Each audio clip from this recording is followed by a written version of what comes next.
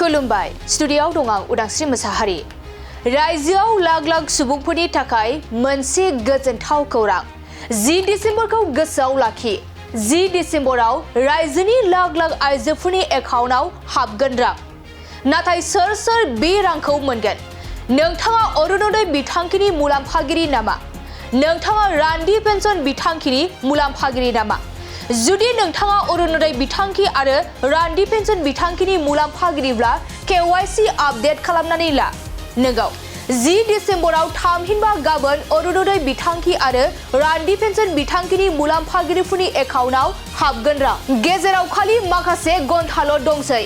10 डिसेम्बरनि फुङाव लाख लाख सुबुंफोरनि एकाउन्टआव रां हाबगोन। अरुणोदय बिथांखिनि मुलाम्फागिरिफोरनाव 1250 रां जमा खालामनाय जागोन आरो बोराय बुरिनि पेन्सन बिथांखिनि थाखायबो एकाउन्टआव रां जमा खालामनाय जागोन। लोगोसे रान्दि पेन्सन बिथांखिनिफ्राय फैनाय रांखौबो एकाउन्टआव जमा खालामनाय जागोन। सरकारा बेखौ रोखा खालामबाय जे दान मोनफ्रोमबो 10 अक्ट'आव मुलाम्फा मोनग्रानि एकाउन्टआव रां जमा खालामनाय जागोन। खुलुमबाय स्टुडिय'आव दं आं उदांस्रि मोसाहारि।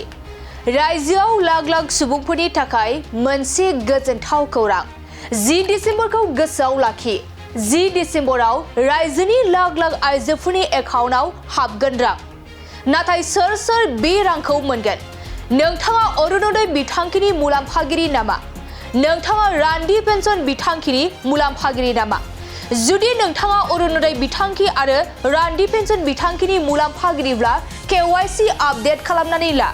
नोंगौ 10 डिसेम्बराव थामहिनबा गाबोन अरुणोदय बिथांखि आरो रान्दि पेन्सन बिथांखिनि मुलाम्फागिरिफोरनि एकाउन्टआव हाबगोन रां। गेजेराव खालि माखासे घन्टाल' दंसै। 10 डिसेम्बरनि फुङाव लाख लाख सुबुंफोरनि एकाउन्टआव रां हाबगोन।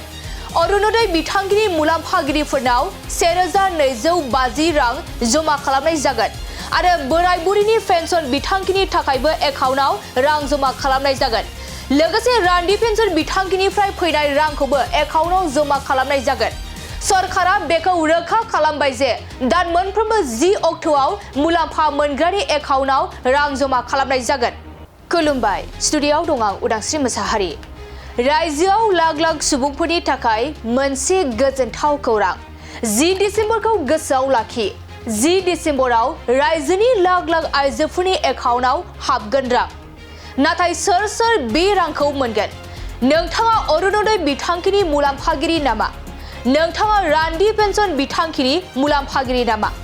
जुदि नोंथाङा अरुणोदय बिथांखि आरो रान्दि पेन्सन बिथांखिनि मुलाम्फागिरिब्ला KYC आपडेट खालामनानै ला। नोंगौ 10 डिसेम्बराव थामहिनबा गाबोन अरुणोदय बिथांखि आरो रान्दि पेन्सन बिथांखिनि मुलाम्फागिरिफोरनि एकाउन्टआव हाबगोन रां। गेजेराव खालि माखासे घन्टाल' दंसै। 10 डिसेम्बरनि फुङाव लाख लाख सुबुंफोरनि एकाउन्टआव रां हाबगोन। अरुणोदय बिथांखिनि मुलाम्फागिरिफोरनाव 1250 रां जमा खालामनाय जागोन आरो बोराय बुरिनि पेन्सन बिथांखिनि थाखायबो एकाउन्टआव रां जमा खालामनाय जागोन। लोगोसे रान्दि पेन्सन बिथांखिनिफ्राय फैनाय रांखौबो एकाउन्टआव जमा खालामनाय जागोन। सरकारा बेखौ रोखा खालामबाय जे दान मोनफ्रोमबो 10 अक्ट'आव मुलाम्फा मोनग्रानि एकाउन्टआव रां जमा खालामनाय जागोन।